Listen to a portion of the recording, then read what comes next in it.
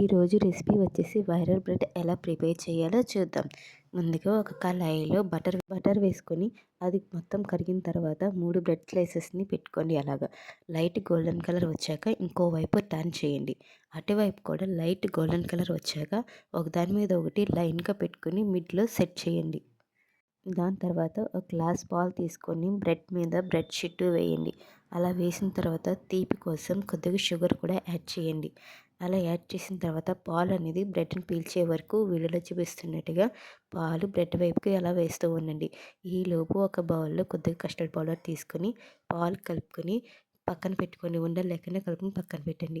ఈ పాలు మొత్తం ఎగిరాక మనం ప్రిపేర్ చేసుకున్న కస్టర్డ్ మిల్క్ని కూడా ఒకసారి వేసుకొని 2 మినిట్స్ పాటు అలా ఉంచి ఒక ప్లేట్లోకి సర్వ్ చేయండి. అంతేనండి, యమ్మీ బ్రెడ్ వైరల్ది రెడీ.